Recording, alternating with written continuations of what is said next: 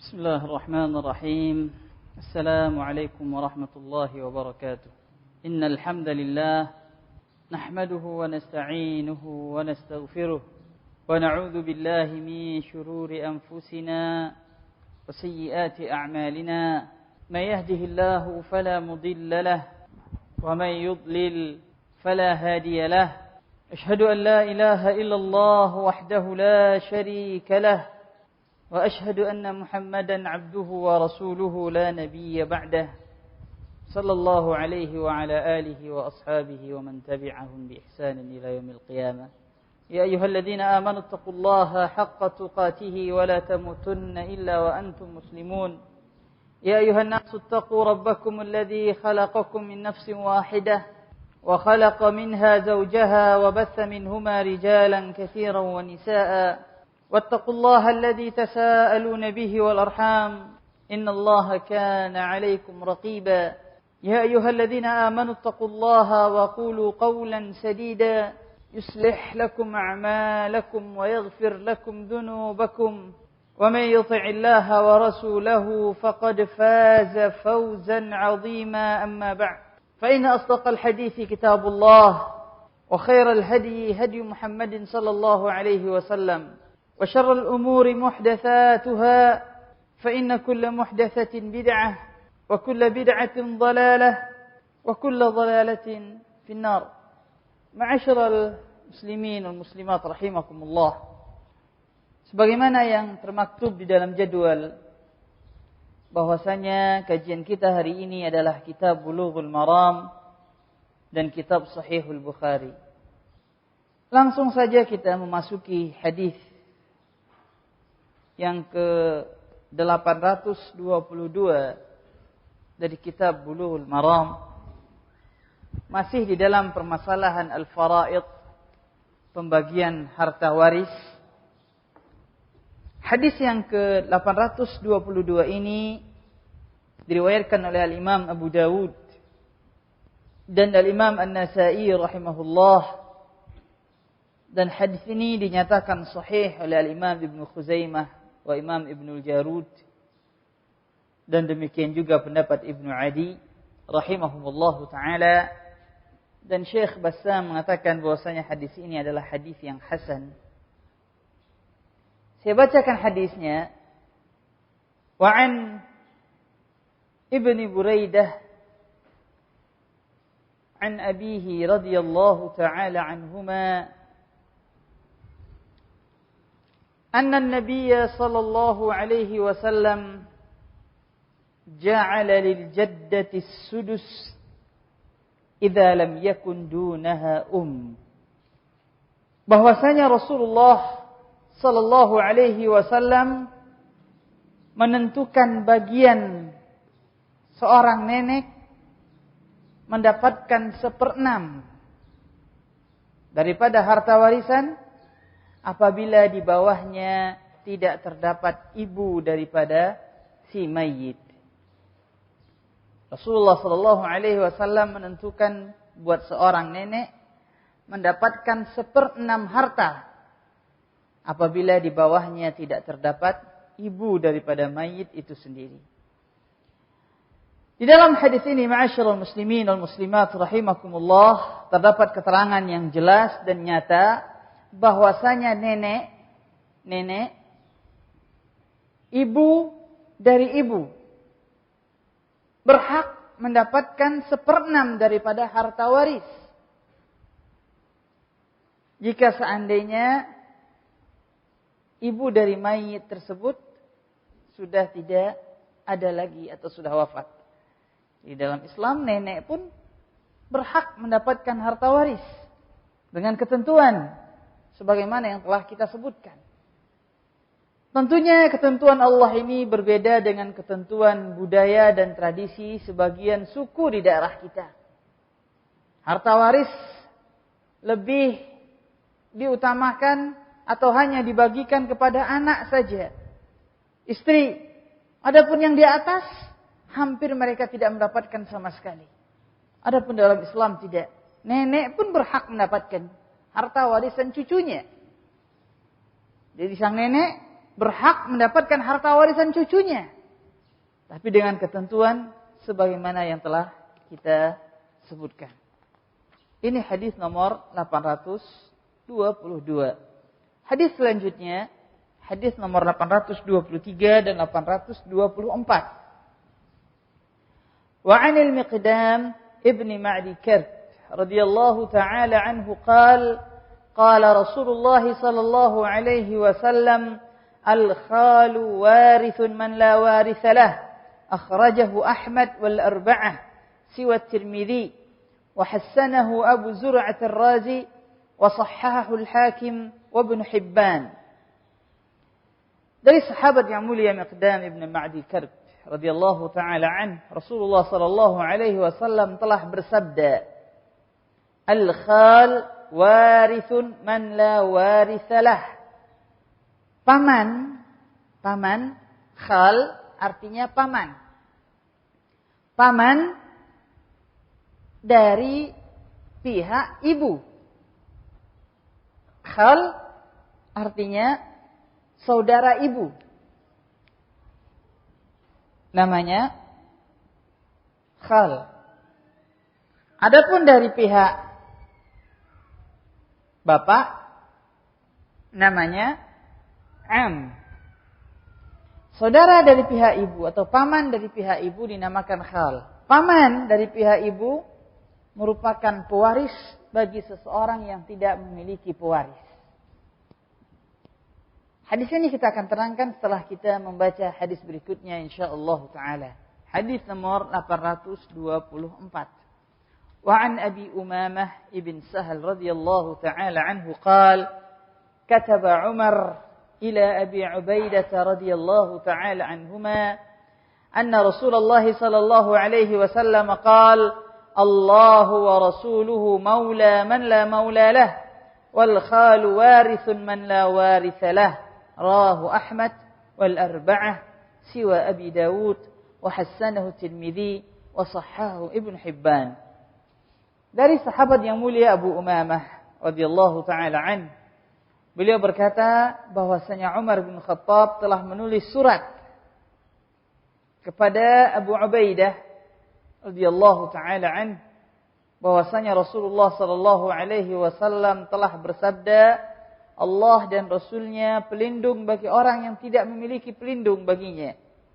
Dan paman adalah pewaris bagi orang yang tidak memiliki pewaris. Di dalam dua hadis ini, ma'asyiral muslimin wal muslimat rahimakumullah, kita mengambil kesimpulan. Jika seandainya ada seseorang, katakanlah si A meninggal dunia. Dia tidak memiliki ashabul furud. Tidak memiliki para pewaris yang 10 golongan tersebut sebagaimana yang kita telah sebutkan pada pertemuan-pertemuan sebelumnya. Jadi dia tidak memiliki para pewaris dari 10 golongan. Anaknya sudah meninggal atau dia tidak mempunyai anak, kedua orang tuanya sudah meninggal, kakeknya sudah meninggal, saudara-saudaranya tidak ada, dia sebatang kara daripada ahlul warisnya. Nah, pada kondisi demikian, maka sang paman, saudara dari ibunya, berhak mendapatkan harta waris. Saudara dari ibu berhak mendapatkan harta waris. Makanya kata Rasulullah, al-khal warithun man la warithalah. Paman, saudara dari ibu adalah pewaris bagi orang yang tidak memiliki pewaris. Kita tarik ke belakang bahwasanya yang berhak menerima harta seseorang yang meninggal dunia ada 3 macam. Ada 3 golongan. Ada 3 golongan yang berhak menerima harta yang ditinggal si mayit. Yang pertama ashabul furud.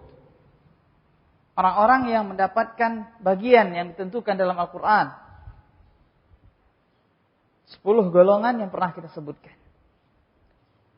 Yang kedua al-asabah. Al-asabah Yaitu orang-orang, secara ringkas makna asabah, orang-orang yang mengambil sisa daripada bagian yang sudah dibagikan. Ini makna secara ringkas. Adapun sebenarnya asabah memiliki definisi tertentu yang kita tidak sebutkan sekarang. Yang ketiga yaitu kerabat. Zawil arham. Zawil arham. Kerabat. 3 golongan inilah yang berhak mempusakai harta yang ditinggal. Jadi yang pertama ashabul furud. Mereka lah yang mendapat jatah setengah, 1/4, 1/3, 1/6, sebagaimana yang telah kita sebutkan. Adapun al-asabah, dia mengambil sisa. Seandainya sudah dibagi-bagi, siapa yang mendapatkan setengah, siapa yang mendapatkan 1/6, kemudian masih ada sisa, dia ngambil. Ini ada orang-orang tertentunya. Ada orang-orang tertentu. Yang ketiga zaul arham, kerabat. Di sini termasuk paman. Jika seandainya tidak ada asabah, tidak ada ashabul furud, maka dia mengambil bagian. Allah Subhanahu wa taala berfirman di dalam surat Al-Anfal ayat yang ke-75, wa ulul arhami ba'duhum aula bi ba'din fi kitabillah.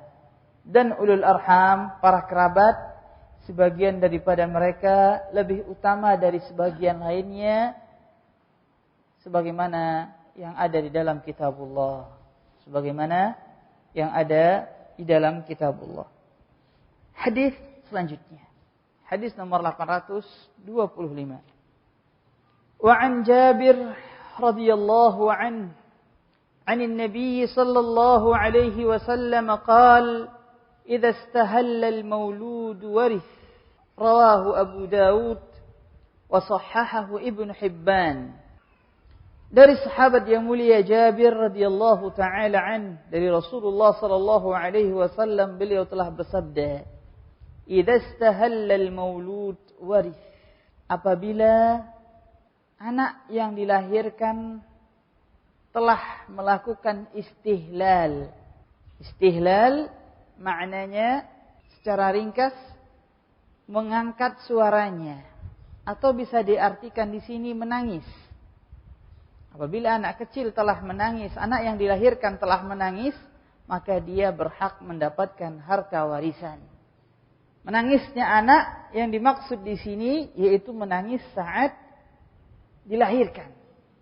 Karena setiap bayi yang dilahirkan dia akan menangis. Kecuali satu orang. Kecuali satu orang. Siapa? Kecuali Nabi Isa alaihi salatu wassalam. Kata Rasulullah sallallahu alaihi wasallam dalam hadis yang diriwayatkan oleh Imam Bukhari rahimahullahu taala, kullu bani Adam yat'anu asy-syaitanu fi jambayhi bi isbi'ihi illa Isa ibn Maryam fa in dhahaba yat'an fata'ana fil hijab. Kata Rasulullah sallallahu alaihi wasallam, setiap anak Adam yang lahir, maka syaitan menusuk pada 2 pinggangnya. Dalam satu riwayat khasiratih, pinggangnya ditusuk oleh syaitan dengan jarinya. Seluruh anak Adam, berarti seluruh manusia, kecuali Isa bin Maryam, kecuali Nabi Isa. Syaitan mau menusuk pinggang Nabi Isa, akan tetapi dia hanya menusuk hijab, tabir pembatas, tidak berhasil menusuk pinggang Nabi Isa alaihi salatu wassalam, sebagaimana yang dikhabarkan oleh Rasulullah sallallahu alaihi wasallam dalam hadis yang diriwayatkan oleh Imam Bukhari rahimahullah taala. Kenapa syaitan menusuk anak bayi yang dilahirkan? Allahu akbar. Apa tujuan syaitan? Anak bayi yang dilahirkan ditusuk pinggangnya. Kata para ulama rahimahumullah, wallahu taala alam, bahwasanya syaitan melakukan hal yang demikian dengan tujuan untuk mencelakakan atau untuk membinasakan manusia. Membinasakan anak yang lahir tersebut. Lihat bagaimana permusuhan syaitan. Inna syaitana lakum adu fattakhidhuhu aduwa. Sungguhnya syaitan adalah musuh. Bahkan kata Syekh Muhammad bin Shalih Al-Utsaimin rahimahullahu taala, ditemukan pada sebagian kabilah anak-anak yang baru lahir tersebut tatkala menangis, lalu tidak lama setelahnya dilihat membekas di pinggangnya, bekas tusukan. Nampak bekasnya. Dan hal yang demikian, ma'asyiral muslimin, tidaklah suatu yang aneh dilakukan oleh syaitan. Syaitan bisa melakukan hal yang demikian. Jadi syaitan bisa berbuat dengan perbuatan yang nyata. Nyata nampaknya. Bukan cuma sebatas berbuat suatu hal yang gaib. Tidak. Bukankah syaitan di zaman Nabi Sulaiman alaihi salatu wassalam berbuat suatu yang nyata. Hendak memindahkan singgasana Ratu Balqis. Perbuatan yang hasilnya nampak dengan nyata. Bukankah dalam hadis Rasulullah sallallahu alaihi wasallam Rasulullah melarang seseorang mengacungkan senjata, bersenda gurau, mengacungkan senjata kepada saudaranya. Khawatir nanti datang syaitan dan mendorongkan tangannya sehingga benar-benar menusuk saudaranya. Berarti syaitan bisa berbuat dengan perbuatan yang hasilnya kelihatan nyata. Sebagaimana nyata juga perbuatan syaitan membuat ngantuk dalam majelis ilmu. Di dalam salat Jumat, nyata Rasulullah perintahkan untuk pindah dari tempat duduknya. Dan banyak lagi hadis-hadis yang lain yang menerangkan bahwasanya syaitan bisa berbuat dengan perbuatan yang hasilnya kelihatan dengan kasat mata yang kasar. Allah Ta'ala alam.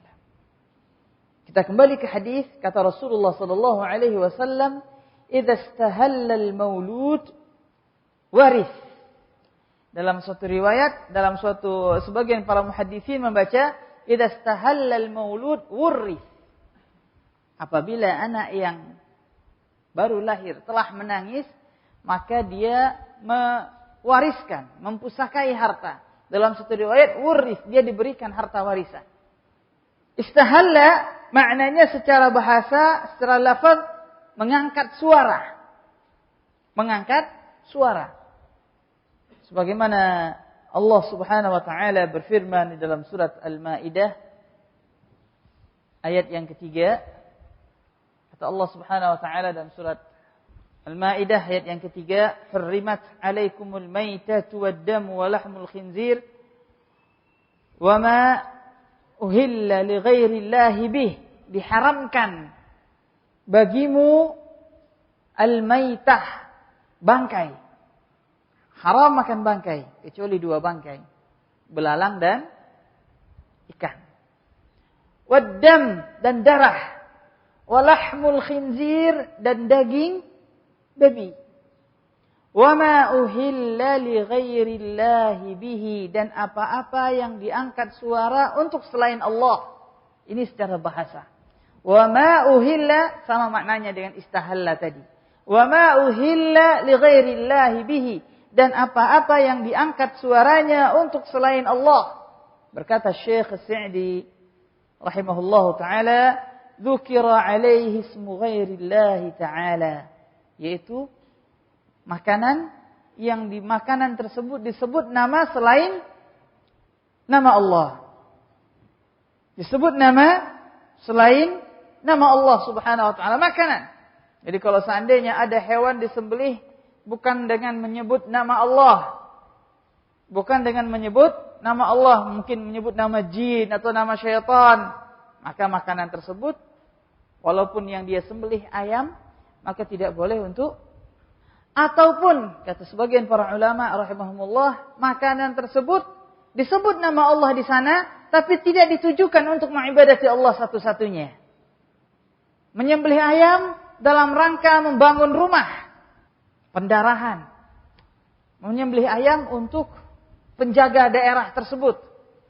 Walaupun dia nyembelih bismillah 3 kali, 7 kali, 100 kali, tapi niatnya bukan untuk Allah semata, tapi untuk penjaga daerah tersebut agar tukangnya kerja aman sentosa, tidak diganggu. Ini syirikan. Menyembelih adalah ibadah, harus tertuju kepada Allah Subhanahu wa taala. Di samping harus disembelih dengan menyebut nama Allah Subhanahu wa taala. Termasuk sembelihan yang diangkat nama selain Allah di sana. Dan juga termasuk di sana makanan-makanan walaupun tidak disembelih tapi tujuannya untuk selain Allah, sesajen. Orang Cina datang meletakkan sesajen di bawah pohon atau dalam suatu bangunan, datang kita curi. Wah, mubazir roti enak. Ayam panggang mubazir diambil dicuri, tidak. Dilarang hukumnya karena dia adalah makanan yang diangkat nama selain Allah di sana. Maka hati-hati ya ikhwan, hati-hati memakan makanan yang haram. Kata Rasulullah sallallahu alaihi wasallam, daging yang tumbuh dari makanan yang haram, fannaru aula bihi, maka neraka lebih pantas buatnya. Maka daging tersebut akan dijilat oleh api neraka nantinya. Nas'alullah as-salamata wal afiyah. Hadis selanjutnya. Hadis nomor 826.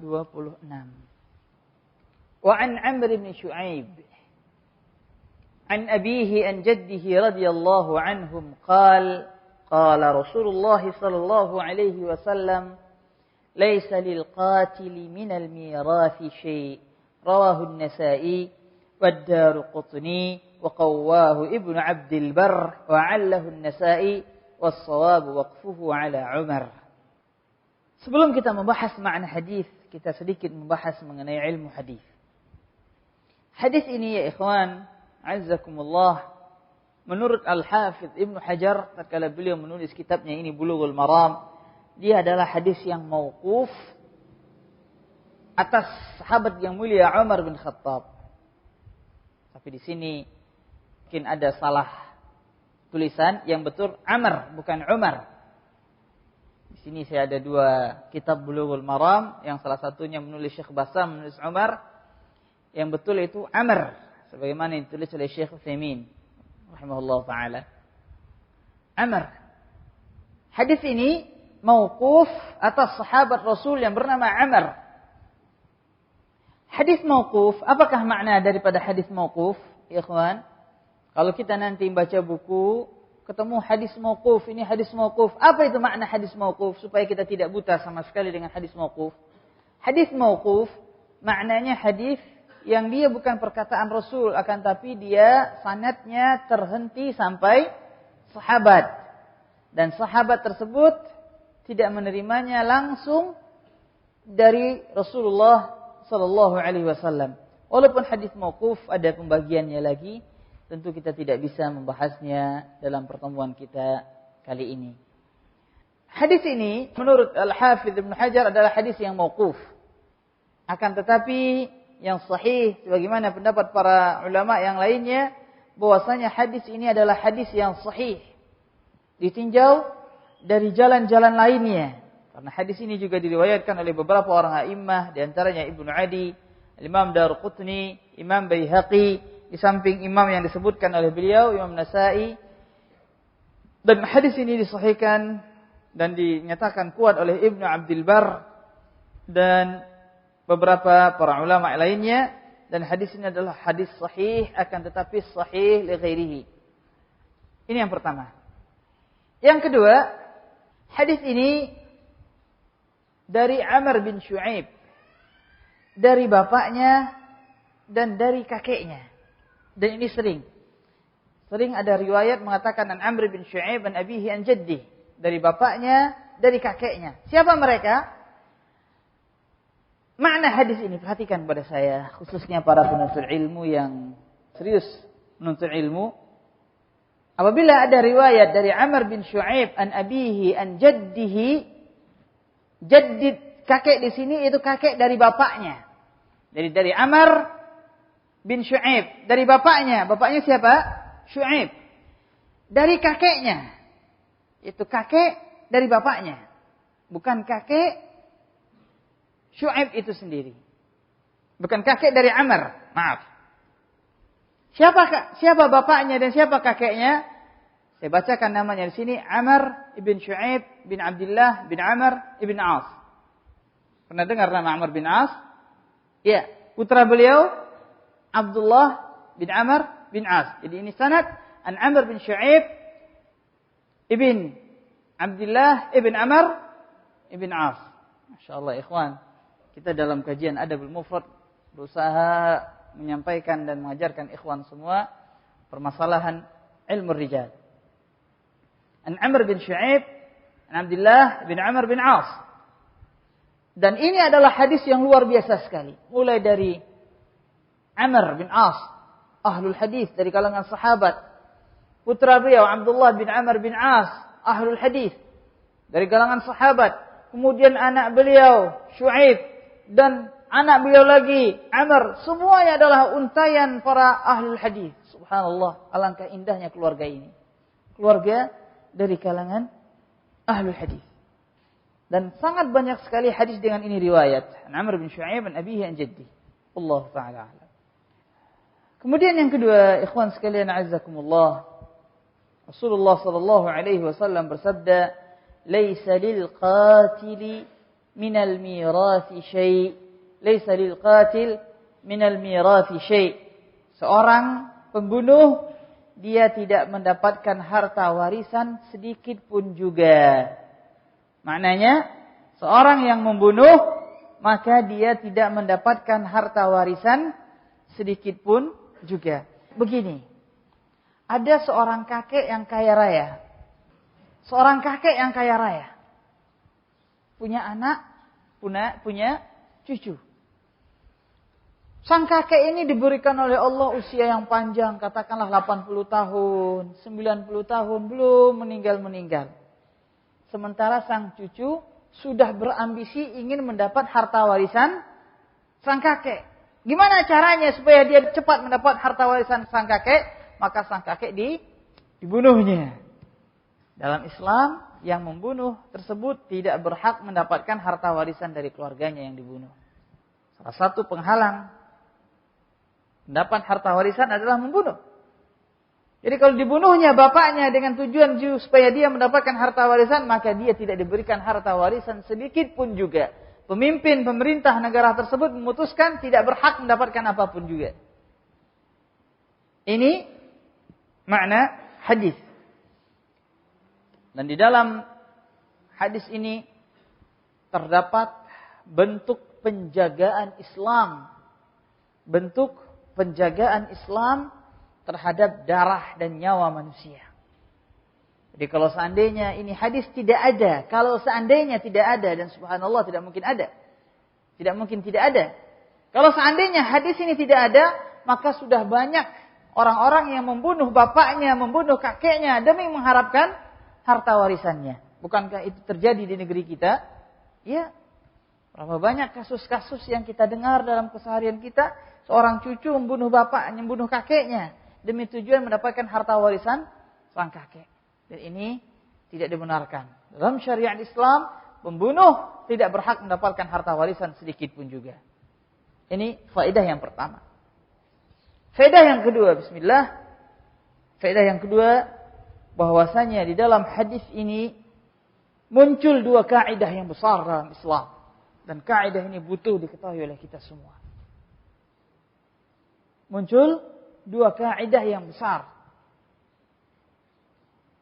Apa kaidah yang besar tersebut? Yang pertama dikenal di dalam Islam suatu kaidah yang besar yang bunyinya man ta'ajjala syai'a qabla awanih 'uqiba bihirmanih. Man ta'ajjala syai'a qabla awanih 'uqiba bihirmanih. Barang siapa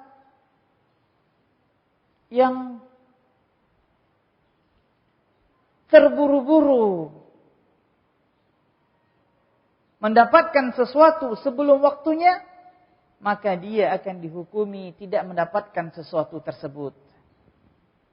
Barang siapa yang terburu-buru mensegerakan memperoleh sesuatu sebelum waktunya, maka dia akan dihukum bihirmani, tidak mendapatkan sesuatu tersebut.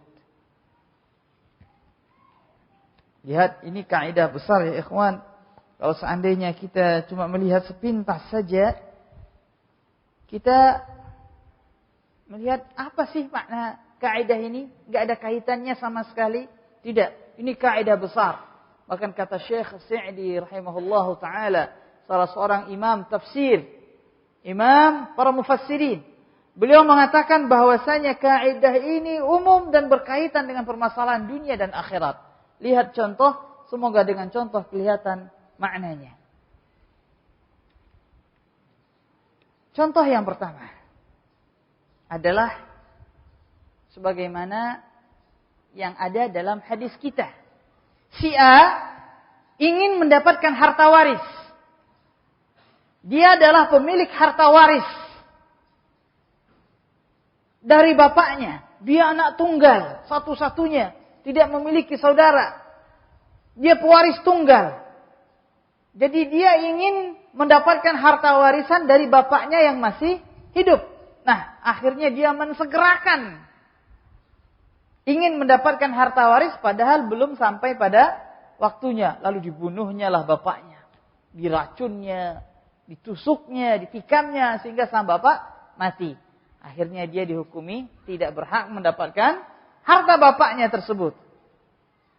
Tidak berhak mendapatkan harta bapaknya. Harta tersebut diambil oleh waliul amr, kaum muslimin, oleh pemerintah dan dimasukkan ke Baitul Mal. Dimasukkan ke Baitul Mal. Ini adalah hukuman dari seseorang yang terburu-buru mendapatkan sesuatu padahal belum sampai pada waktunya. Belum datang waktunya. Contoh seperti ini. Akhirnya dia diharamkan untuk mendapatkan sesuatu itu sendiri. Atau dalam contoh nyata dalam keseharian kita. Ada sebuah sekolahan. Sebuah sekolahan. Masuk seorang siswa. Sepantasnya siswa ini masuk di kelas 1. Sesuai dengan kemampuannya. Dia belum bisa tulis baca. Belum bisa ini, belum bisa itu. Dan kemampuannya serasi, cocok, masuk kelas 1. Tapi karena ambisi. Karena apa? Karena ambisi. Atau karena takut diremehkan. Takut malu. Atau ingin dipuji. Akhirnya dia ambisi naik kelas 2. Uqiba bihirmani. Akhirnya dia dihukumi tidak mendapatkan apa-apa. Begitu naik kelas 2 bengong. Apa? Terburu-buru. Seperti itu. Seorang sakit. Contoh yang lain. Seorang sakit. Sepantasnya dia masih harus berobat dengan obat dosis tinggi.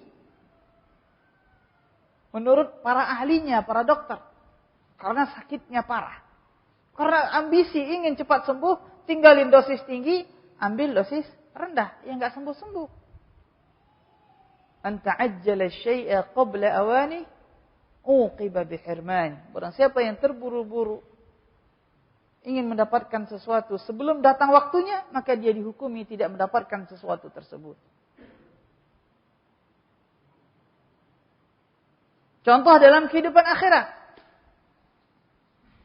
Dalam kehidupan akhirat, Allah Subhanahu wa taala dalam hadis yang sahih menjanjikan bahwa para penghuni surga nantinya mereka memakai pakaian sutra. Mereka dibolehkan meminum khamar dengan khamar yang tidak sama dengan di dunia.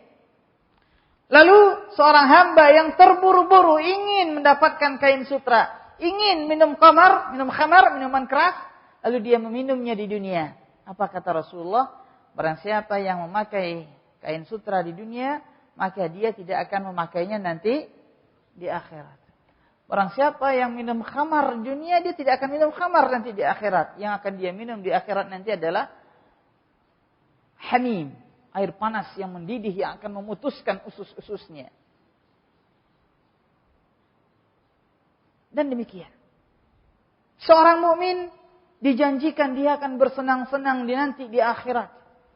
Bersenang-senang menunai syahwatnya dengan para bidadari yang jumlahnya banyak. Tapi dia mengsegerakan ingin mendapatkan kesenangan tersebut di dunia. Sehingga akhirnya dia mengobrol syahwatnya di dunia dengan wanita-wanita yang bukan mahramnya dan bukan istrinya. Dengan bukan istrinya maksud saya. akhirnya dia dihukumi oleh Allah, dia tidak mendapatkan para bidadari nantinya di akhirat. Dan contoh yang lain yang sangat banyak sekali yang kita bisa melihatnya dalam keseharian kita. Dan ini adalah kaidah yang agung yang sepantasnya mengiringi setiap pandangan mata kita. Setiap langkah kaki kita. Seorang mukmin dijanjikan oleh Allah akan mendapatkan kekayaan harta yang berlimpah luah dalam surga. Tapi dia malah mengumpulkannya di dunia. Ingin mendapatkan kesenangan harta tersebut di dunia. Maka Allah tidak berikan padanya nanti di akhirat. Dia tidak mau bersedekah. Dia pergunakan kesenangan harta untuk melalaikannya daripada mengingat Allah. Dan contoh-contoh lainnya. Nas'alullah as-salamata wal-afiyah. Ini kaidah yang pertama. Kaidah yang kedua yang tidak kalah besarnya. Yang muncul daripada hadis yang agung ini. Lihat hadis cuma beberapa kata. 1, 2, 3, 4, 5. 5 kata. Tapi melahirkan ilmu yang sangat banyak sekali. Di antara kaidah yang muncul di dalam hadis ini. Sebagaimana yang diambil intisarinya oleh para ulama. Yaitu kaidah saddud dhara'i'. Kaidah saddud dhara'i'. Yaitu menutup jalan. Menutup jalan. Menutup wasilah, jalan. Jalan dari apa? Jalan dari suatu kemaksiatan. Jalan dari suatu kemaksiatan. Lihat ma'asyiral muslimin. Di antara kesempurnaan nikmat Allah Subhanahu wa taala. Di antara kesempurnaan nikmat Allah Subhanahu wa taala di dalam membina hamba-hambanya. Di dalam menurunkan syariat Islam, Allah mensyariatkan saddud dhara'i', menutupi jalan. Menutupi jalan daripada kemaksiatan. Karena Allah tahu manusia itu adalah manusia yang zaluman jahula. Banyak berbuat kezaliman dan banyak berbuat kejahilan, kebodohan. Karena Allah tahu bahwasanya manusia itu khuliqal insanu dha'ifa, diciptakan dalam keadaan lemah. Manusia tidak bisa menstop dirinya begitu langsung dia berhadapan dengan maksiat, langsung begitu saja tanpa pertolongan dari Allah, tidak. Karena manusia pada dasarnya dia adalah manusia hamba yang lemah.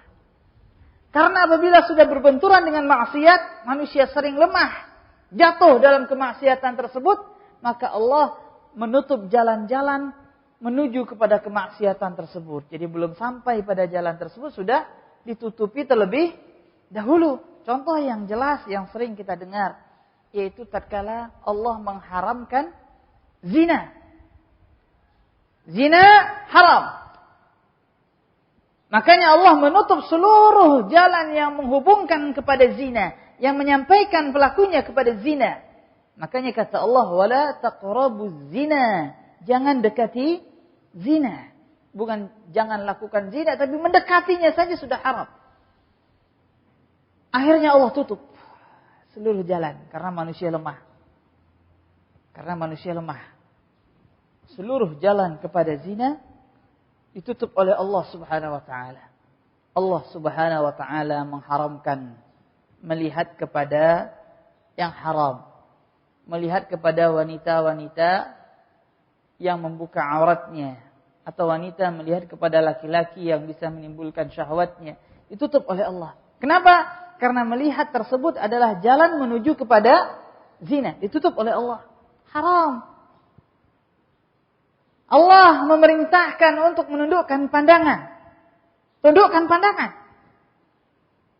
Karena melepaskan pandangan tanpa menundukkan pandangan adalah jalan menuju kepada zina. Mengantarkannya kepada zina. Jadi pandangan mata adalah jalan menuju zina. Makanya berdosa hukumnya, haram hukumnya seseorang laki-laki dengan sengaja melihat kepada aurat wanita. Wanita yang tidak menutup auratnya dilihat.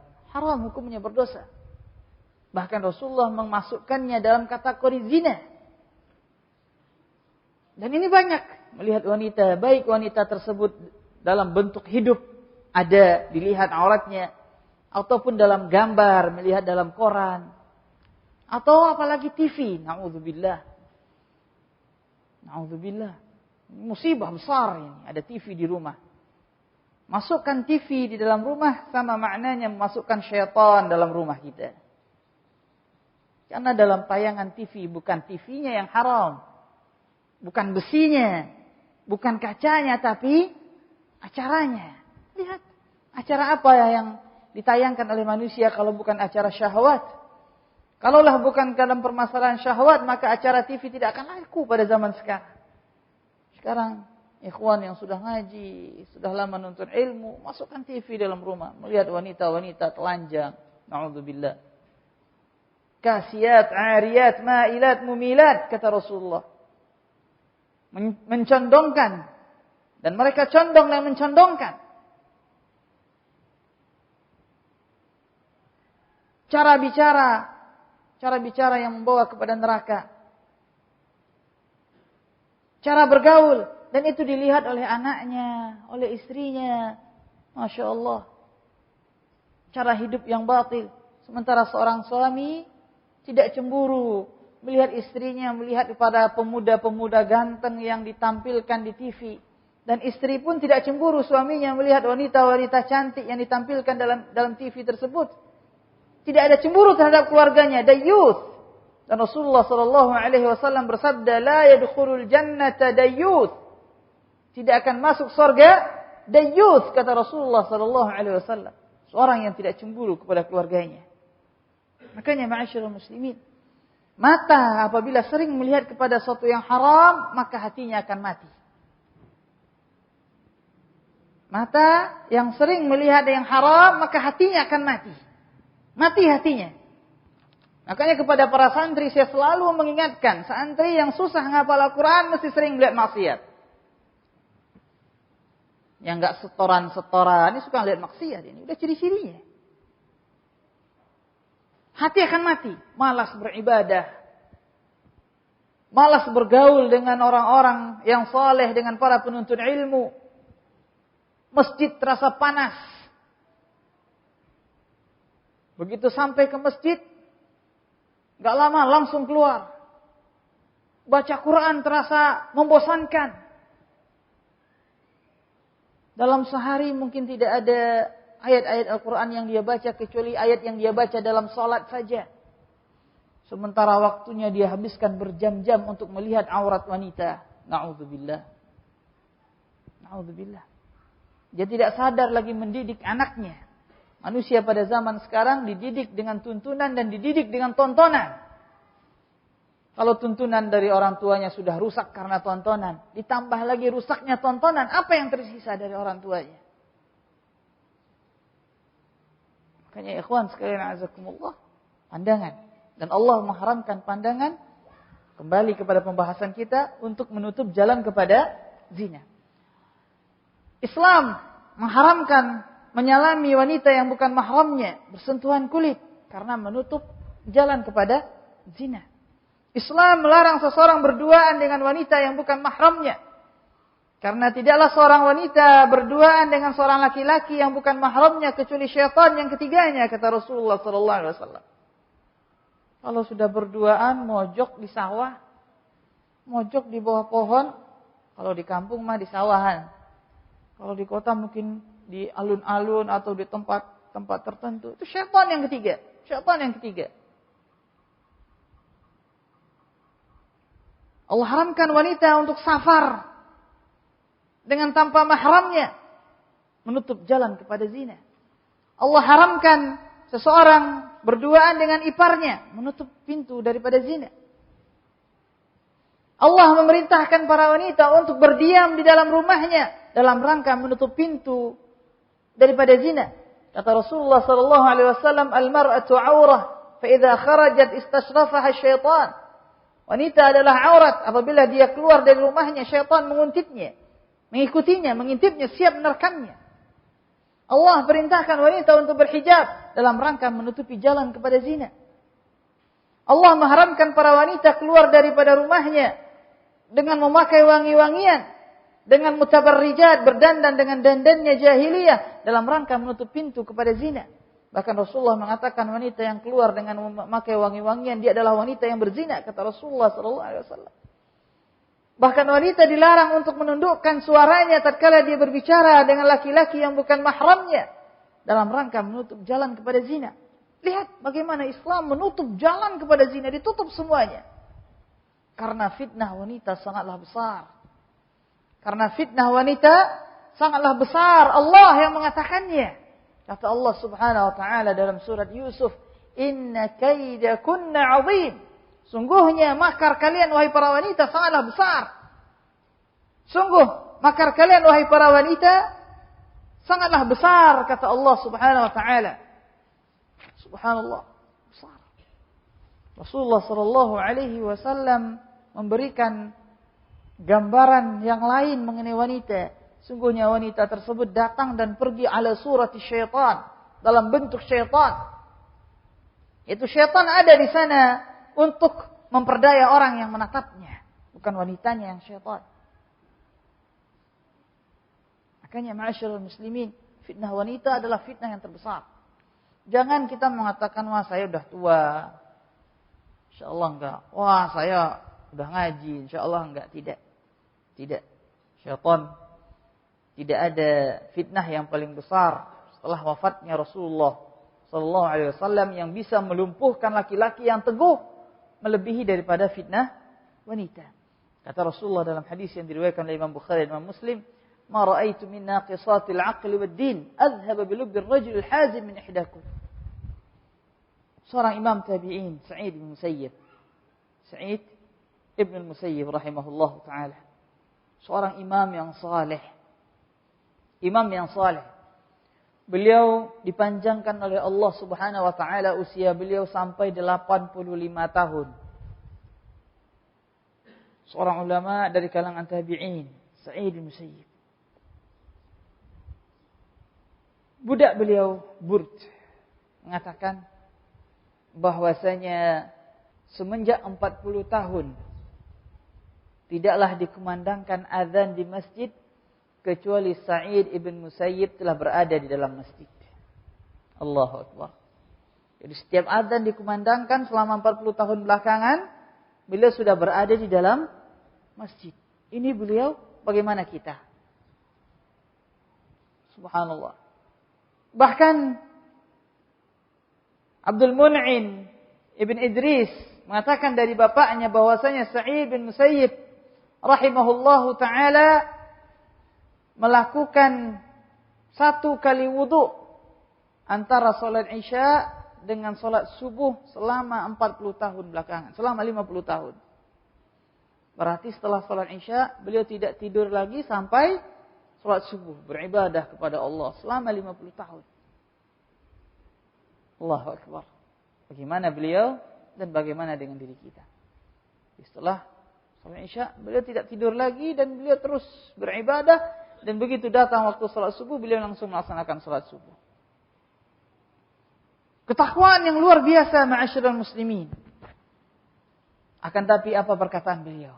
Apa yang beliau katakan? Di saat beliau berusia 84 tahun. Di saat mata beliau telah buta.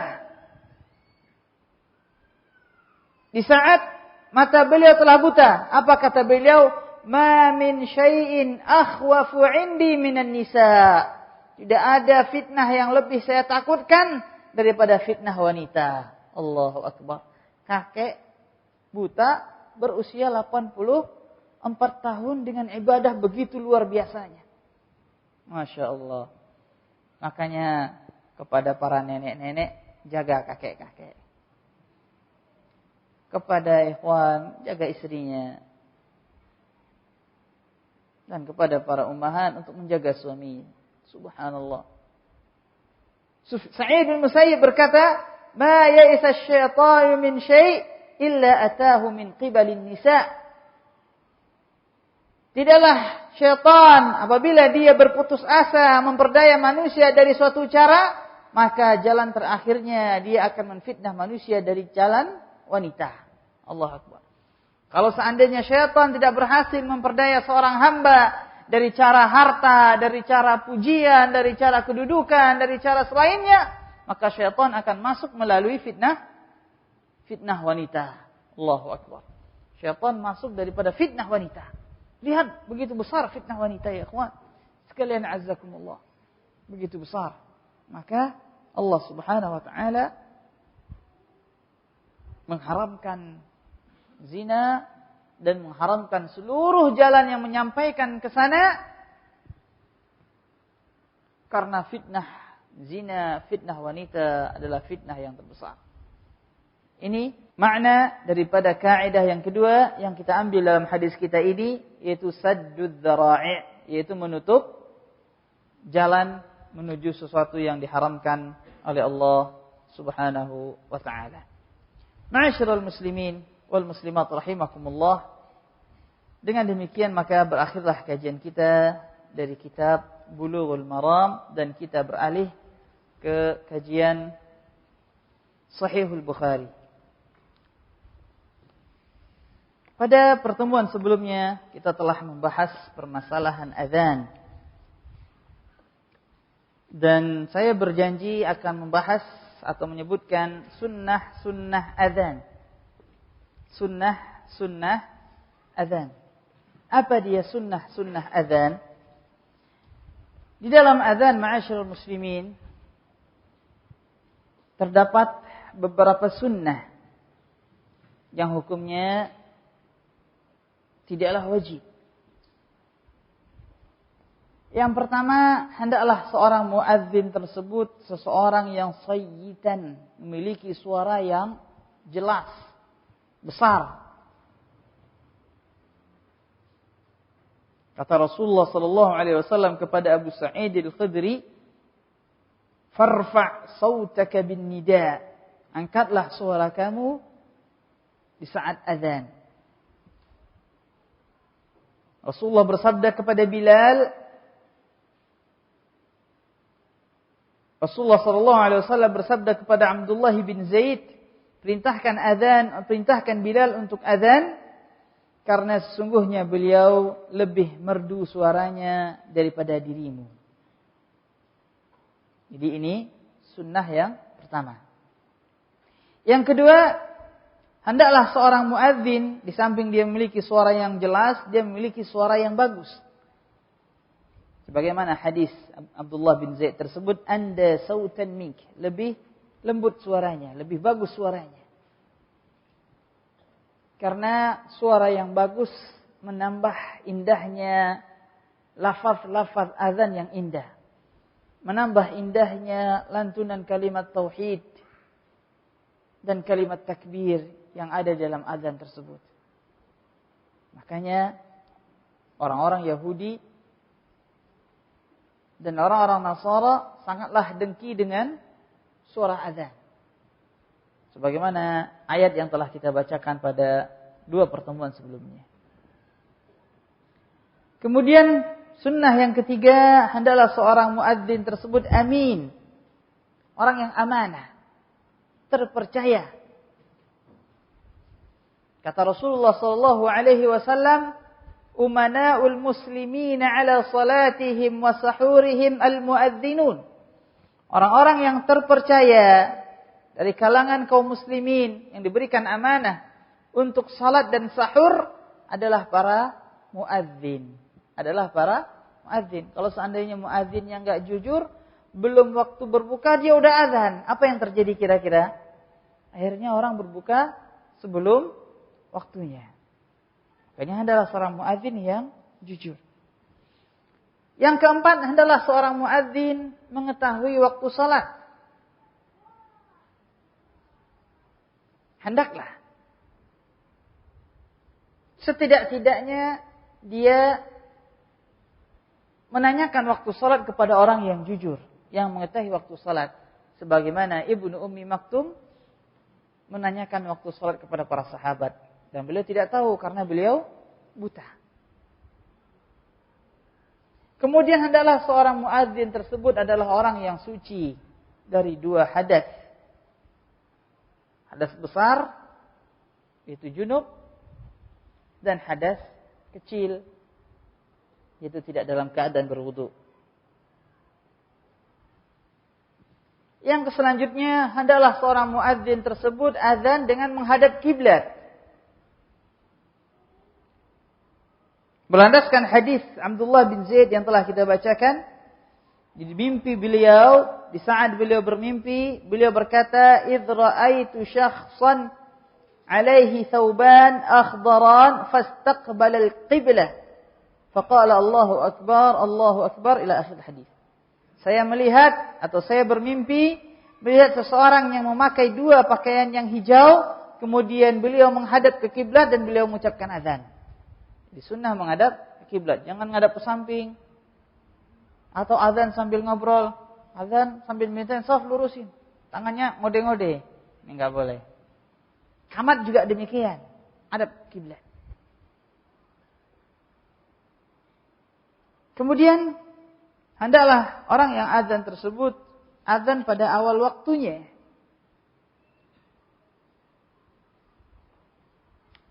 Walaupun dia menunda iqamatnya. Azan di awal waktu walaupun dia menunda iqamatnya. Umpamanya ingin menunda salat Isya berjamaah. Azan di awal waktu walaupun nanti iqamatnya setelah lewat beberapa saat. Jadi jangan azannya ditunda.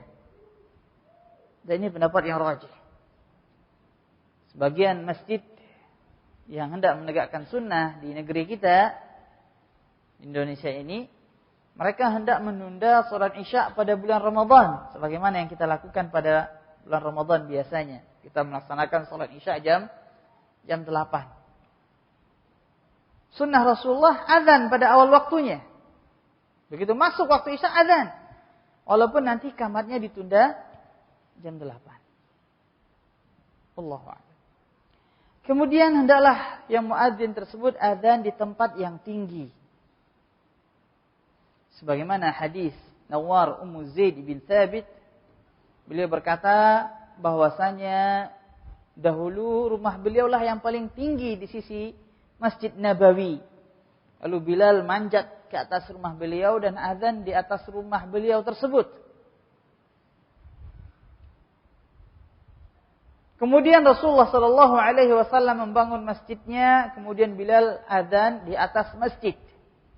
Dibikinlah suatu tempat yang tinggi dan beliau azan di atas tempat yang tinggi tersebut. Faqad rufi'a lahu syai'un fawqa dhahrihi. Hadis diriwayatkan oleh Ibnu Sa'ad dan juga diriwayatkan oleh Imam Abu Daud sebagaimana yang diterangkan oleh Syekh Al-Albani dalam kitabnya Irwaul Ghalil. Kemudian hendaklah seorang yang muadzin tersebut berdiri, enggak duduk. Berdiri dan tidak duduk. Dari mana dalilnya muadzin harus berdiri? Dari hadis Abdullah bin Zaid, faqama ala ha'id. Beliau berdiri di atas tempat yang tinggi. Berdiri, jadi bukan duduk.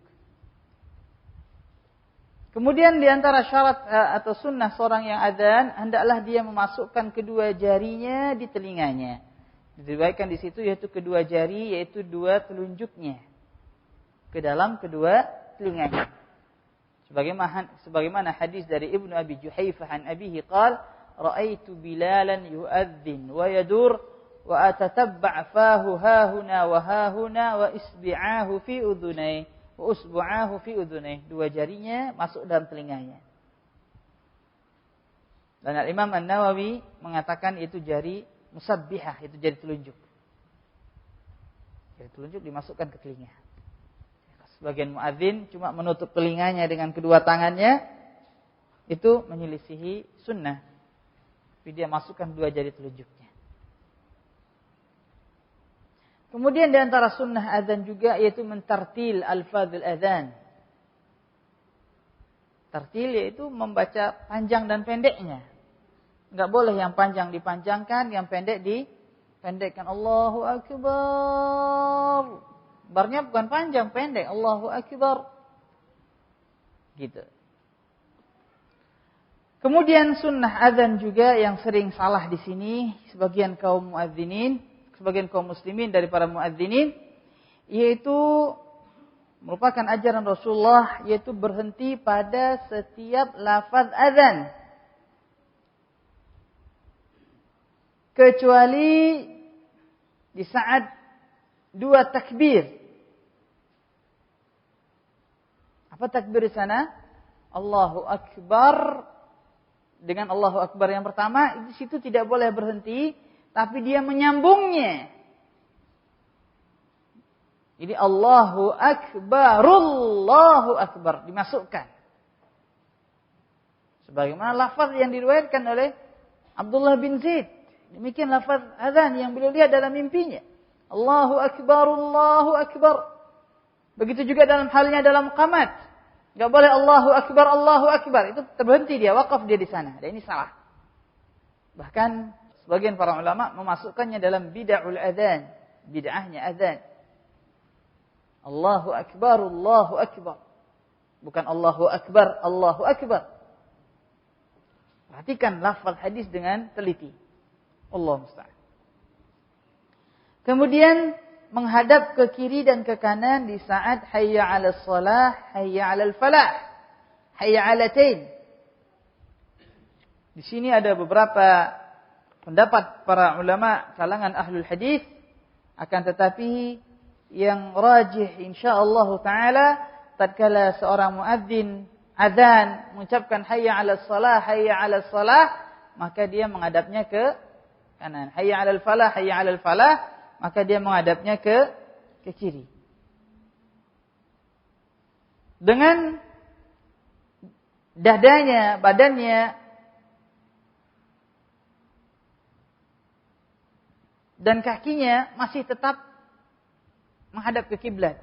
Cuma yang dihadapkan ke kanan dan ke kiri adalah wajahnya saja. Ini sebagaimana yang ditahqiq oleh Syekh Albani rahimahullah taala. Kemudian sunnah juga untuk menunjuk dua orang muadzin pada salat subuh. Karena salat subuh ada dua adzan, adzan yang pertama dan adzan yang kedua. Ditunjuk dua muadzin. Kemudian di antara syariat azan juga, yaitu seorang muadzin menunggu beberapa saat dan baru mengumandangkan iqamah. Enggak boleh langsung. Kata Rasulullah sallallahu alaihi wasallam, "Wa qadra ma yafrughul akil min ta'amihi fi muhl." Sekira-kira seseorang yang makan selesai daripada makannya dalam keadaan pelan. Hadis diriwayatkan oleh Imam Ahmad dan Syekh Albani mensahihkannya dalam silsilah sahihah dan dalam kitabnya Sahihul Jami'. Kemudian tidak boleh mengambil upah daripada azan tersebut. Kemudian disunnahkan juga untuk menjawab azan bagi orang yang mendengarkannya. Dan yang rajih wallahu taala alam, muadzin tidak disunnahkan juga untuk menjawab azan. Jadi yang menjawab azan yaitu yang mendengarkan azan. Ini beberapa sunnah azan sebagaimana intisari daripada hadis Abdullah bin Zaid yang pernah kita membaca hadis tersebut dalam pertemuan kita sebelumnya. Sebelum saya tutup kajian kita hari ini, ma'asyiral muslimin wal muslimat rahimakumullah, ada dua faedah yang ingin saya sampaikan. Faedah yang pertama, ma'asyiral muslimin wal muslimat, kita selalu berbicara mengenai ilmu yang bermanfaat. Ilmu yang bermanfaat. Apa tanda-tanda daripada ilmu yang bermanfaat? Kita menuntut ilmu. Kita sering pergi mengaji menuntut ilmu. Kita sering membaca buku dalam rangka menuntut ilmu. Bahkan alhamdulillah di masjid kita mempunyai jadwal kajian untuk para penuntut ilmu setiap hari. Setiap hari. Terbuka untuk umum ikhwan dan akhwat. Jam 6.15 pagi sampai jam 7. Jam 11.15 siang sampai zuhur. Kajian Riyadhus Shalihin. Kajian Kitabul Ilm. Setelah kita menuntut ilmu, kita melihat apakah ilmu yang kita pelajari tersebut adalah ilmu yang bermanfaat atau apakah bukan. Dari mana kita mengetahui ilmu yang bermanfaat? Apa tanda-tanda ilmu yang bermanfaat tersebut, ma'asyiral muslimin? Ketahuilah ya ikhwan sekalian azakumullah, ringkasan tanda-tanda daripada ilmu yang bermanfaat tersebut, kata Syekh Sa'di rahimahullahu taala, tanda-tanda ilmu yang bermanfaat tersebut yaitu dia menghilangkan syahwat dan syubhat. Menghilangkan apa? Syahwat dan syubhat dari diri penuntut ilmu itu sendiri. Saya akan lebih terangkan insyaallah taala. Apa dia syahwat?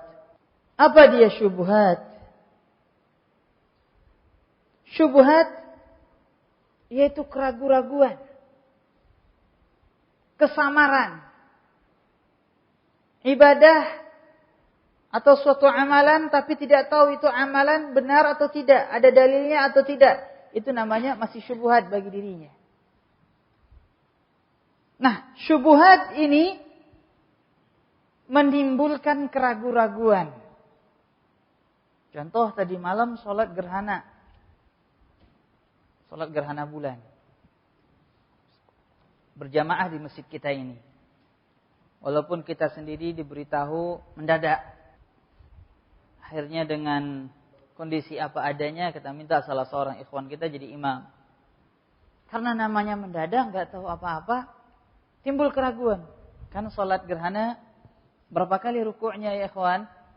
Rukuknya 4 kali. Sujudnya 4 kali. Begitu bangkit dari rukuk yang pertama, mengucapkan sami Allah liman hamidah. Kemudian sang imam takbir lagi karena bingung, ragu. Ini namanya syubhat. Masih menimbulkan keraguan. Ini takbir lagi apa enggak? Contoh. Ini menimbulkan keraguan. Seseorang beramal tidak tahu dalilnya, itu masih kena syubhat. Ini acara ini disunahkan Rasulullah apa enggak? Ini namanya syubhat, kebodohan, kejahilan, syubhat. Nah, ilmu datang untuk menyingkirkan syubhat ini. Nah, kalau seandainya kita dalam keseharian masih ada syubhat-syubhat kita, berarti ilmu kita belum bermanfaat. Ilmu kita belum bermanfaat. Datang kajian, belajar bagaimana cara menyelenggarakan jenazah, begitu terjadi ada keluarga yang meninggal, masih bingung gimana caranya, gimana. Berarti ilmunya belum bermanfaat. Mengkaji bagaimana tata cara salat Rasulullah, tapi begitu salatnya enggak berubah juga. Berarti masih ragu dia, masih ragu. Ini akibat daripada syubhat. Ada yang kedua syahwat. Syahwat dialah penyakit yang bisa merusak hati. Dosa, kemaksiatan. Dia tahu zina itu haram tapi dia masih melakukannya. Jatuh kepada syahwat. Dia tahu melihat aurat wanita itu haram tapi dia masih melakukannya. Jatuh kepada syahwat. Berarti ilmunya belum bermanfaat.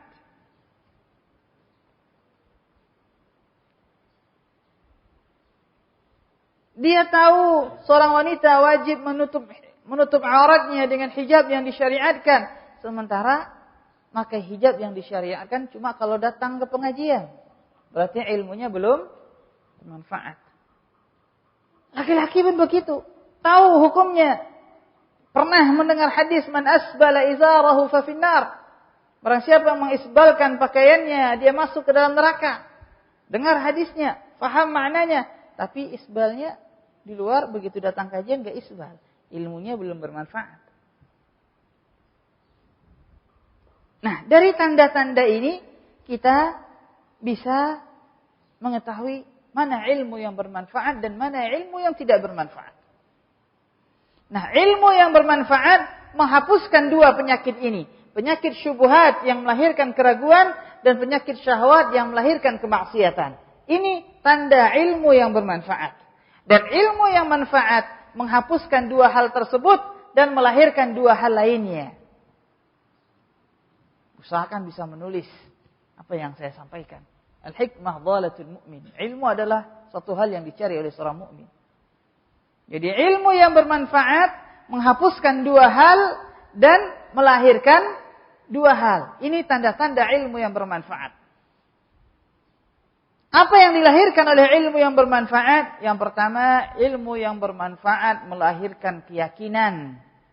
Lawan daripada keraguan, induknya syubhat. Jadi ilmu yang bermanfaat melahirkan keyakinan, lawan daripada keraguan yang bersumber daripada syubhat. Lahir keyakinan. Lahir keyakinan. Yakin ini haram, ini salah, ini dibolehkan, ini tidak. Tahu dia melihat dengan ilmu, ala basirah, di atas ilmu.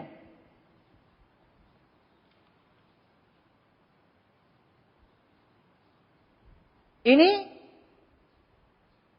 yang pertama yang dilahirkan oleh ilmu yang bermanfaat.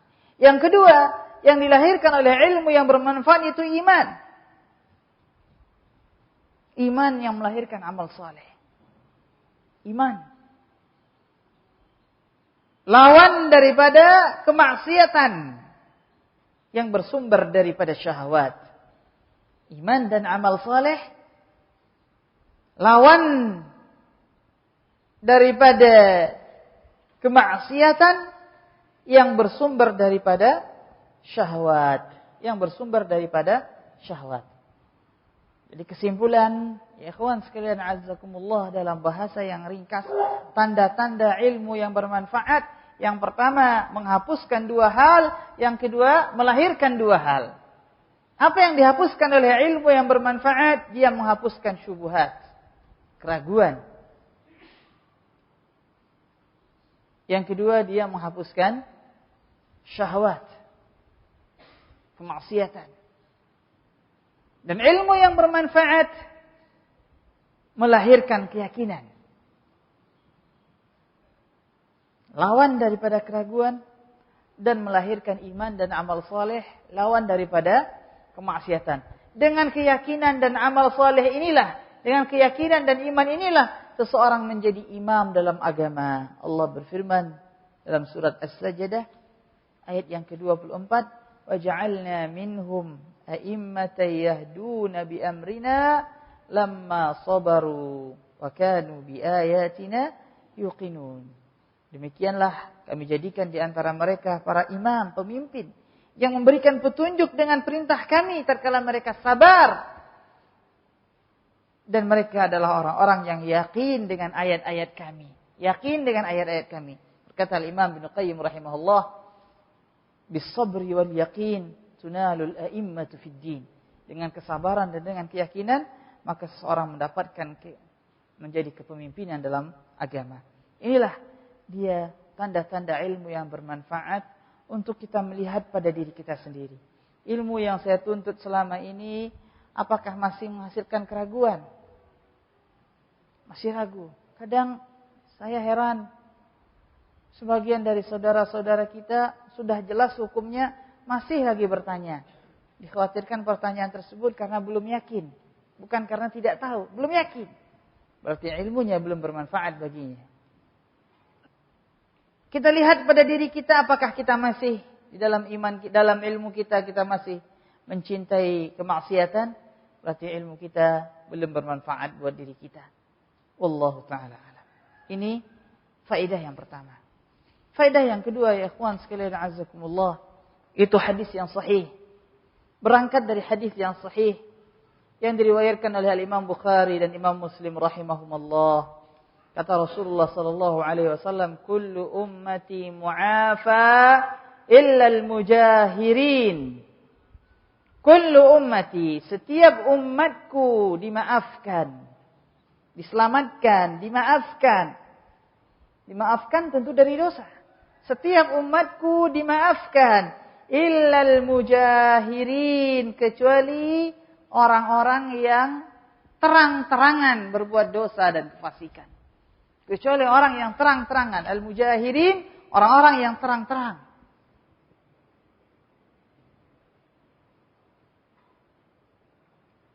Al-Hafidz Ibnu Hajar menerangkan makna hadis ini, al-mujahir ay alladzi azhara ma'siyatah, yaitu orang yang menampakkan kemaksiatannya.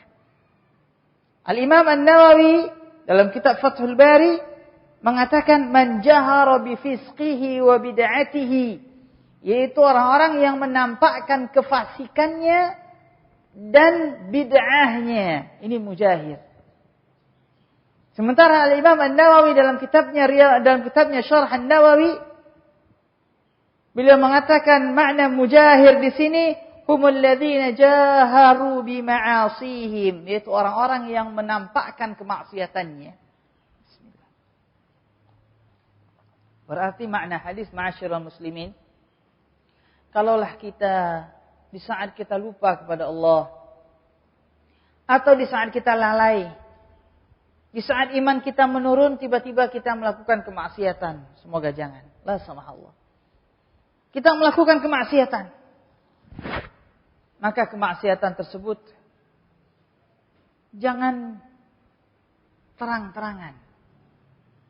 Karena maksiat ada dua. Maksiat yang dilakukan dengan sembunyi-sembunyi dan maksiat yang dilakukan dengan terang-terangan. Maksiat yang dilakukan dengan sembunyi-sembunyi masih ada harapan akan diampuni oleh Allah. Karena kata Rasulullah, kullu ummati mu'afa, mendapatkan ampunan dari Allah Subhanahu wa taala. Adapun maksiat yang dilakukan dengan terang-terangan, maka kata Rasulullah dalam hadis tersebut, setiap umatku dimaafkan kecuali yang melakukan kemaksiatan dengan terang-terangan. Jadi kesimpulan, seseorang yang melakukan kemaksiatan dengan terang-terangan dosanya lebih besar daripada seseorang yang melakukan kemaksiatan dengan cara sembunyi, walaupun jenis kemaksiatan tersebut sama. Walaupun jenis kemaksiatan tersebut sama. Si A melakukan kemaksiatan A, si B melakukan kemaksiatan A, sama maksiatnya. Tapi si A terang-terangan, si B dengan cara sembunyi. Si B bisa diharapkan Allah mengampunkan dosanya dan kekhilafannya. Sementara si A tidak. Karena dia melakukan maksiat dengan terang-terangan. Allahu Akbar. Allahu Akbar. Timbul pertanyaan selanjutnya ya ikhwatah. Pertanyaan selanjutnya, apa contoh maksiat terang-terangan? Apa contoh maksiat terang-terangan? Banyak contohnya. Banyak contohnya. Banyak contoh maksiat terang-terangan. Apa contohnya? Maaf saya berbicara. Di antara contohnya mencukur jenggot. Ini maksiat terang-terangan apa sembunyi-sembunyi? Terang-terangan atau sembunyi-sembunyi? Terang-terangan. Di antaranya isbal. Wanita keluar dengan tanpa hijab. Bahkan dikhawatirkan jatuh dalam firman Allah, "Walladzina yuhibbuna an tashi'al fahishatu fil ladzina amanu." Cinta tersebarnya kekejian di tengah kaum mukminin. Diancam oleh Allah dengan azab yang pedih. Dan kita tidak mengatakan ya ikhwan, sebagaimana perkataan sebagian saudara-saudara kita yang tergelincir. Wah, Islam itu kan bukan cuma penampilan, tapi dalam hati. Ada jual agama dengan jenggot. Ada yang mengatakan demikian. Mungkin. Tapi ingat, kita bukan bermasalah dengan permasalahan penampilan saja. Tidak. Permasalahan kita sekarang ini bukan cuma permasalahan penampilan, tapi permasalahan mujahirin. Orang-orang yang jelas-jelas membuat kemaksiatan.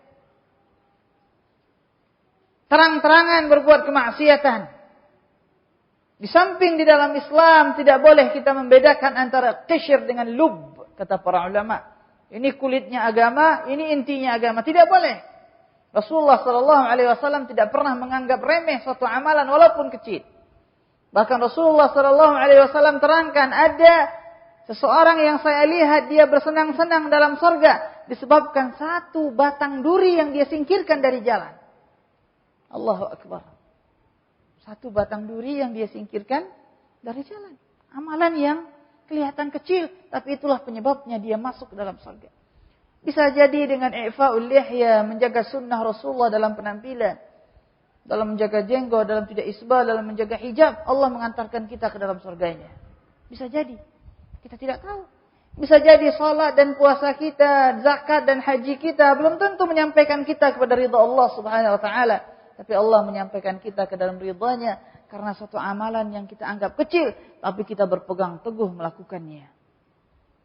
Sungguh permasalahan ini, saya ulangi sekali lagi, bukan cuma permasalahan kain yang dipotong atau permasalahan jenggot yang dipanjangkan, tidak, tapi bukan permasalahan penampilan, tapi yang dimaksud di sini adalah permasalahan ancaman hadis Rasulullah, kullu ummati mu'afa illa al-mujahiri.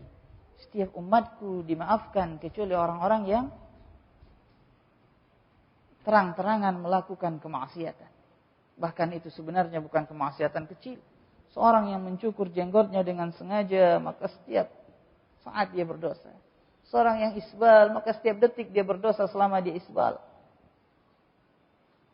Bahkan Syekh bin Baz rahimahullahu ta'ala pernah ditanya, mana yang lebih baik, menunjuk imam seorang yang musbil atau menunjuk imam seorang yang suka merokok?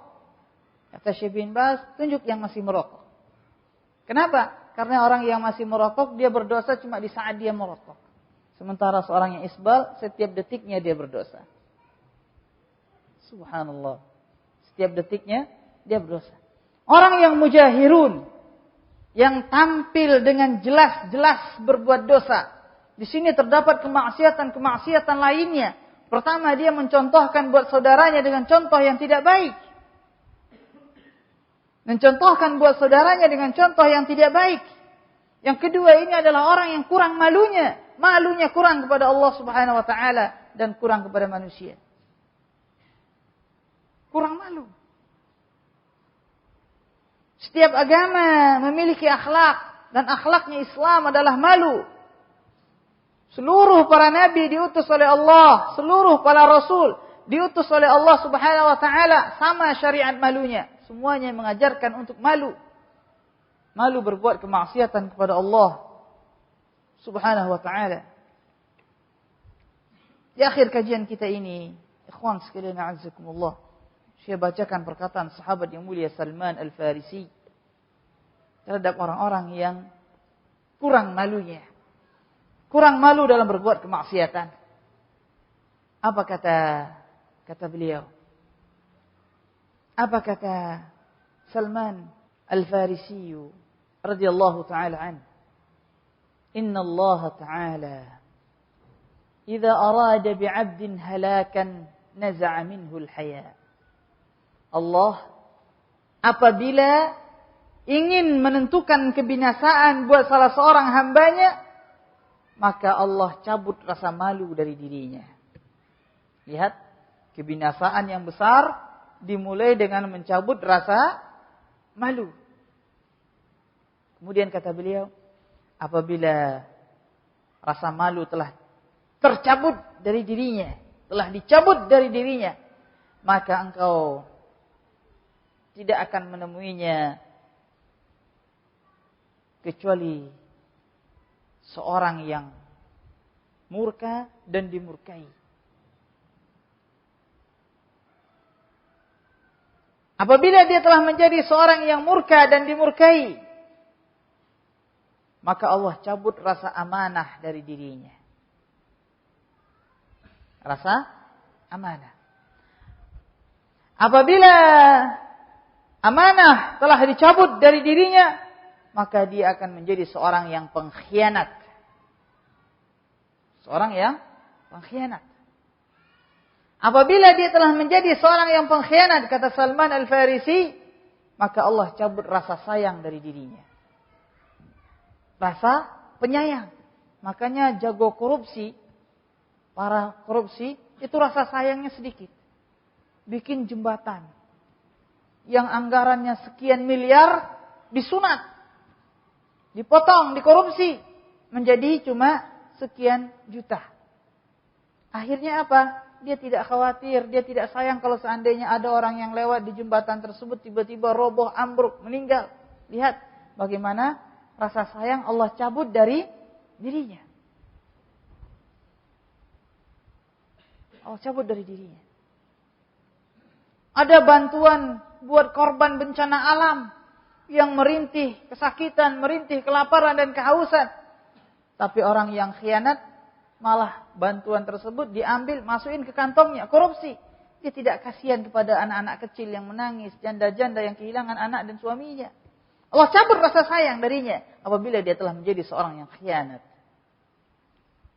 Apabila Allah telah mencabut rasa sayang daripada dirinya, kata Salman Al-Farisi radhiyallahu ta'ala, maka dia akan menjadi seorang yang faddan ghalidhan, keras lisannya dan keras hatinya.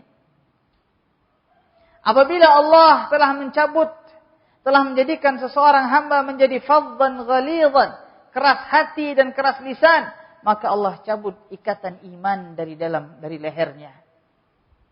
Fa idza naza'a ribqatal iman min 'unuqihi lam talqahu illa syaitanan la'inan mul'ana. Apabila tali iman telah dicabut dari lehernya, maka engkau tidak menemuinya kecuali hanyalah seorang syaitan yang terlaknat. Seorang syaitan yang terlaknat. Lihat bagaimana Allah apabila ingin membinasakan seseorang, Allah cabut rasa malu dari dirinya. Makanya kata Rasulullah, al-haya la ya'ti illa bi khair. Malu yang disyariatkan tidaklah datang kecuali membawa kebaikan. Fa'tabiru ya ulil absar. Ikhwan sekalian azakumullah, sampai demikian kajian kita pada hari ini. Sebelum ditutup, saya buka kesempatan bagi ikhwan semua dan akhwat yang ingin bertanya dengan pertanyaan tertulis. Apa yang bisa saya jawab, insyaallah. Apa yang tidak saya katakan, Allahu a'lam. Bismillah, alhamdulillah, wassalatu wassalamu ala rasulillah wa ala alihi wa sahabatihi wa man walah, ma ba'd. Pertanyaan yang pertama, membaca Al-Quran tidak diragukan memang diperintahkan oleh Allah dan Rasul. Bahkan sebagai ibadah yang utama. Saya agak ragu jika kita sendiri menentukan waktu membacanya, misal ditetapkan setiap selesai salat maghrib. Bolehkah kita menetapkan waktu baca Al-Quran tersebut untuk diri sendiri? Apakah setelah maghrib, isya, atau waktu-waktu lain, sedangkan ini rutin setiap malam kita lakukan? Pertama ya ikhwan sekalian azakumullah. Jawabannya, jika seandainya kita membaca Al-Quran tersebut sendiri dan kita menentukan waktu tersebut karena memang demikianlah waktu yang kita sempat membacanya. Waktu-waktu lain kita penuh dengan kesibukan atau membacanya dalam suasana atau yang tidak kondusif, maka hal tersebut tidak masalah. Tapi kalau seandainya kita meyakini dia adalah suatu keutamaan dan harus dan segala macamnya bukan karena kondisi, maka hal tersebut dilarang dalam syariat Islam dan termasuk dalam bentuk mengadakan suatu syariat yang baru dan waktu yang baru yang disyariatkan. Dan itu tidak dibolehkan. Wallahu a'lam. Pertanyaan selanjutnya, apa hukum mencabut kumis dan apa hukum makan jengkol? Ikhwan, sunnah Rasulullah qassus syawarib.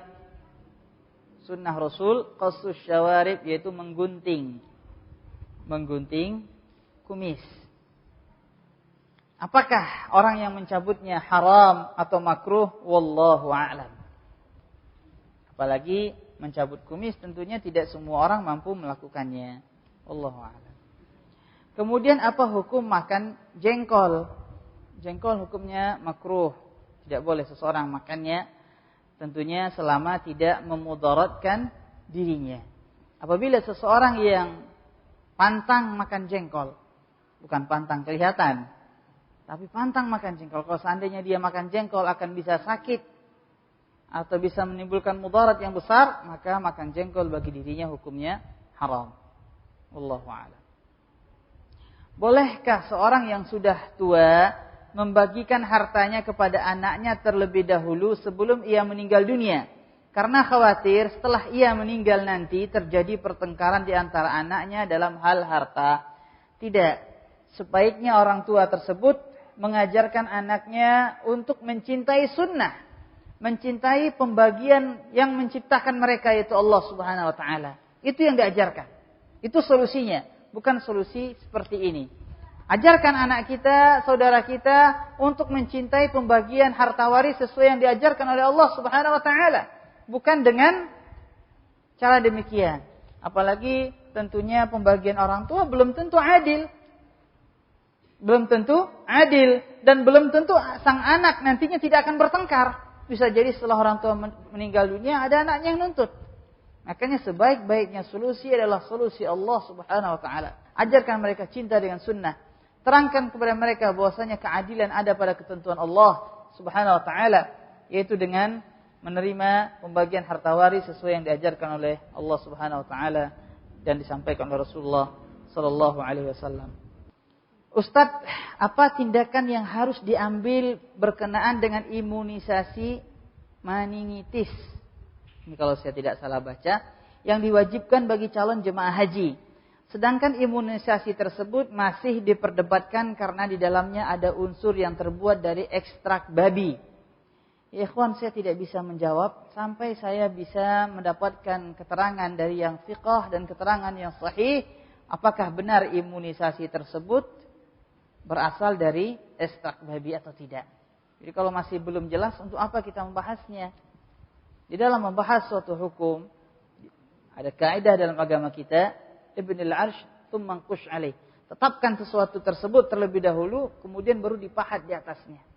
Seorang hendak memahat, tentu diletakkan dulu barang yang mau dipahat itu mana. Gak mungkin kan mahat angin. Gak mungkin. Letakkan mana kayu yang mau dipahat. Mana batu yang mau dipahat. Setelah ada batu dan kayunya baru dipahat. Jangan belum ada sudah dipahat. Apa yang mau dipahat? Begitu juga dengan pembahasan. Pembahasannya masih qila wa qala. Kata orang, kata saya. Belum jelas keberadaannya. Kita sudah sibuk membahasnya. Ini adalah suatu hal yang sia-sia dan membuang waktu. Apakah orang yang dalam keadaan junub tidak boleh makan dan minum sebelum mandi besar? Dia boleh makan, dia boleh minum dan boleh masak. Allahu a'lam. Ustadz, apabila mendengar azan ketika berada di kamar mandi yang ada WC-nya, apakah wajib menjawabnya dan bagaimana dengan menjawab salam? Kalau seandainya berada dalam WC, maka kita tidak perlu melafazkannya. Allahu a'lam. Ustadz, apakah ada uzur bagi seseorang yang tidak bisa sholat subuh berjamaah karena tertidur? Kalau jawabannya pakai jawabannya iya. Kalau tanpa jawabnya tidak. Paham jawaban saya? Ya. Kalau tertidur berarti tidak sengaja setelah berusaha. Ingat, setelah berusaha. Sebagaimana hadis yang sahih Rasulullah sallallahu alaihi wasallam dan para sahabatnya. Tatkala mereka musafir dan mereka baru istirahat di penghujung malam, Rasulullah hendak tidur. Dan beliau berusaha menugaskan Abu Hurairah dalam satu riwayat Bilal. Dan la'alla yang semoga yang sahih adalah Bilal. Rasulullah perintahkan Bilal untuk menjadi penjaga yang akan membangunkan. Jadi ada usaha. Akan tetapi qadarullah wa ma syaa fa'al. Rasulullah juga tetap tertidur dan begitu juga para sahabat. Ingat, ini setelah berusaha. Adapun seseorang yang sengaja mematikan bekernya, tidak mensetel alarm di HP-nya, kemudian tidur sehingga kelewatan waktu subuh, kemudian dengan alasan tertidur, maka ini tidak termasuk alasan. Karena tertidur syaratnya dia telah berusaha sebelumnya. Allahu a'lam. Ustaz, apa hukumnya sembelihan orang yang tidak sholat? Kita telah pernah menukil perkataan Syekh Muhammad bin Shalih Al-Utsaimin bahwasanya sembelihan orang yang tidak sholat tidak boleh dimakan.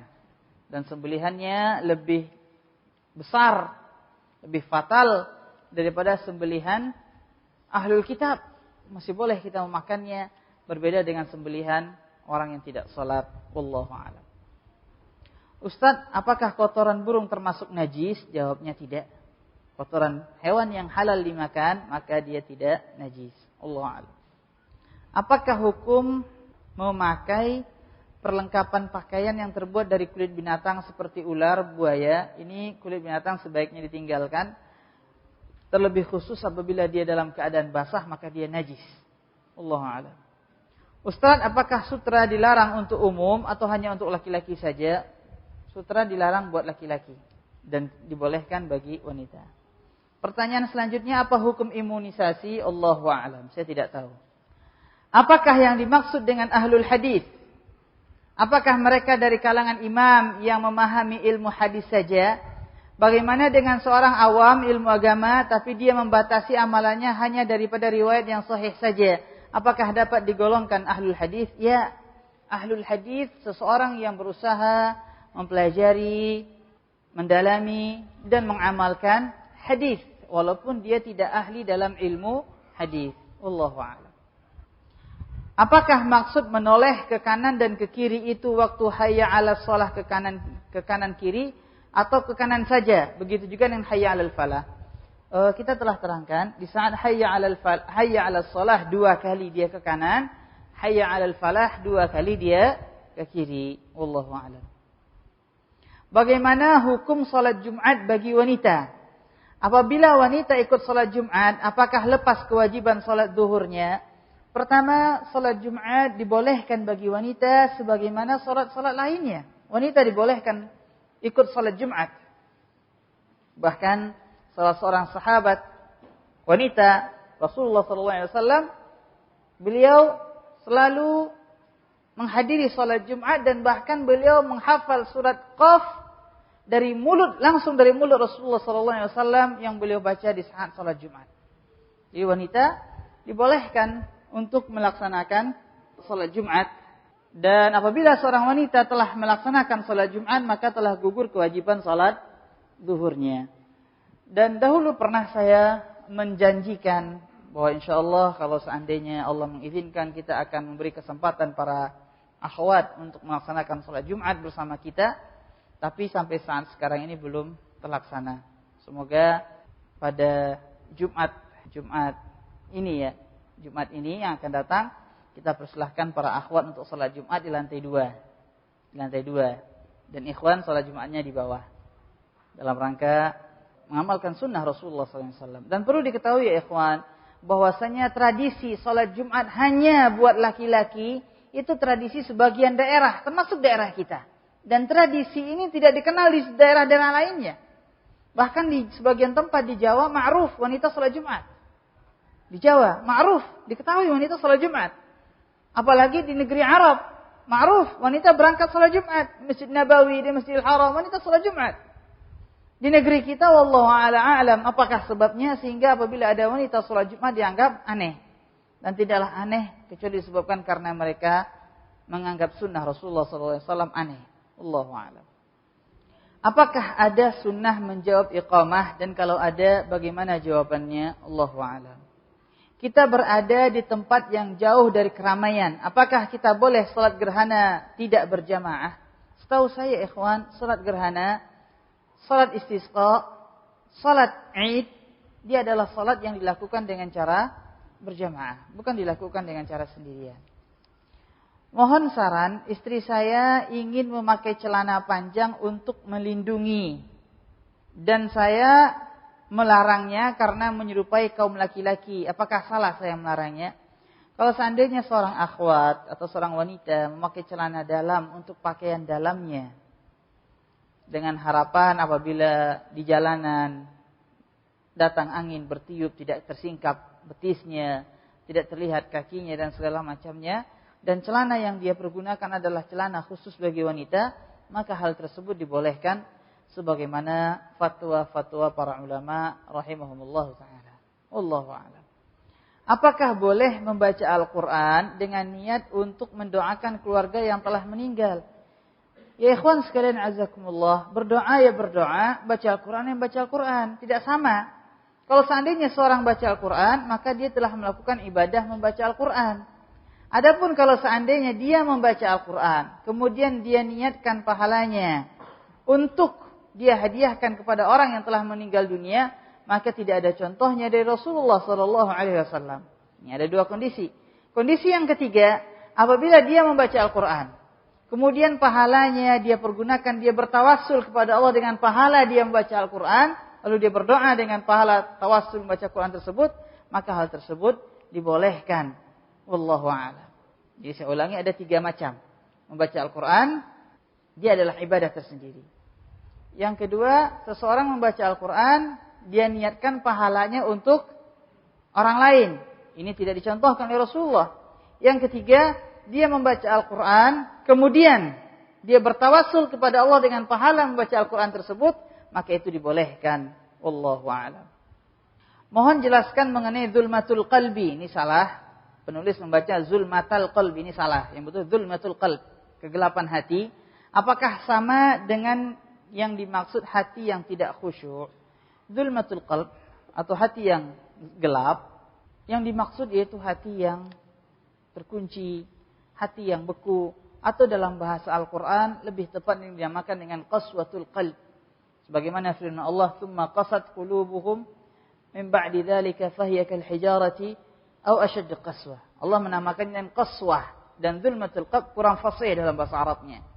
Dan hati yang beku, hati yang tertutup, dia adalah hati yang gelap yang mengantarkan pelakunya kepada malas beribadah atau bahkan tidak mau beribadah sama sekali. Wallahu a'lam. Subhanakallahumma wa bihamdika asyhadu an la ilaha illa ant astaghfiruka wa atubu ilaik. Sallallahu ala nabiyyina Muhammadin wa ala alihi wa sahabatihi wa sallam. Wassalamualaikum warahmatullahi wabarakatuh.